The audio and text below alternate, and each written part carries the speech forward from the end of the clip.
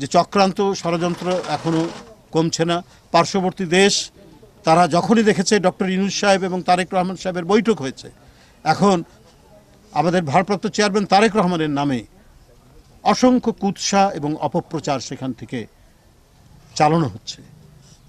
তারা মনে করেছিল যে ভিন্নভাবে ভিন্ন কায়দায় তারা তাদের যে শীর্ষ সাগরেদ যারা বাংলাদেশের যে রাজনৈতিক দলটি 16 বছর মানুষের উপর নিপীড়ন করেছে, জনগণের টাকা লুট করেছে, লুট করে সে টাকা পাচার করেছে, যাদের বাড়িঘর এখন Dubai, Canada, Sydney, Australia, Malaysia, যারা একেবারে মানে বেহেশতের স্বর্গীয় সুখ লাভ করে সেখানে অবস্থান করছেন, যারা পালিয়ে গেছেন, আর যারা মানে বেশি দূর যেতে পারেননি তারা পার্শ্ববর্তী দেশে আশ্রয় নিয়েছেন, তাদেরকে পুনর্বাসনের জন্য আজকে মানে ভারতীয় নীতি নির্ধারকরা তারা নানা প্রচেষ্টা চালাচ্ছে।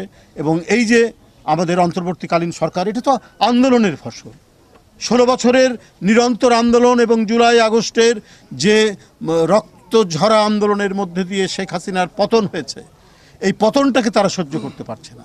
তাই এই আন্দোলনের যিনি প্রধান আর্কিটেক্ট, এই আন্দোলনকে যিনি প্রধান পৃষ্ঠপোষকতা দান করেছেন, গোটা জাতিকে সংগঠিত করেছেন, বিএনপির ভারপ্রাপ্ত চেয়ারম্যান তারেক রহমান, তাকে তারা টার্গেট করেছে। 16 বছর ধরে তাকে টার্গেট করে রেখেছিল, নানা কুৎসা দিয়েছে। তাদের এখানকার যে শিখণ্ডী, তাদের এখানকার যে চেলা চমুন্ডরা, আপনার শেখ হাসিনা থেকে শুরু করে প্রতিনিয়ত বাংলাদেশের বিভিন্ন মিডিয়াকে কন্ট্রোল করে নিয়ন্ত্রণ করে তার বিরুদ্ধে অপপ্রচার করত। এখন তারা সেখানে পালিয়ে গিয়ে তাদের যারা মেন্টর, তাদের যারা গুরু, তাদেরকে দিয়ে আমাদের চেয়ারম্যানের বিরুদ্ধে অপপ্রচার শক্তির কাছে। 18 কোটি দেশের মানুষ এখানে, পৃথিবীর যত বড়ই শক্তিধর দেশ হোক, তারা যদি মনে করে এদেরকে আমরা নিয়ন্ত্রণে রাখবো, বশে রাখবো, এদেরকে আমরা দমিয়ে রাখবো, এদের উপর আমরা মাতবরি করব, এদেশের মানুষ সেটা কোনোদিনই সহ্য করেনি, এখনও সহ্য করবে না। এই দেশের মানুষই নির্ধারণ করবে তাদের শাসক কে হবে, তারাই ভোট দিয়ে ঠিক করবে কোন দলকে তারা নির্বাচন করবে, তারাই দেশ শাসন করবে।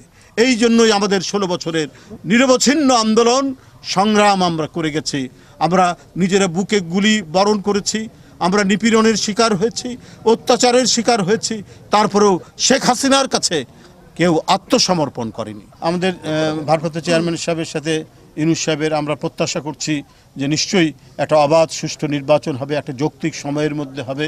আমরা মনে করি সেই যৌক্তিক সময় আমরা দলের পক্ষ থেকে এবং যারা এই আন্দোলন সংগ্রামে ছিলেন, আরও অনেক দল যে দাবি করেছে, সেই দাবির পরিপ্রেক্ষিতে আমার মনে হয় আমরাও যে একেবারে কালকেই দিতে হবে সেটা বলিনি, আমরা বলেছি একটা যৌক্তিক সময়ের মধ্যে, ডিসেম্বরের কথা আমরা বলেছি।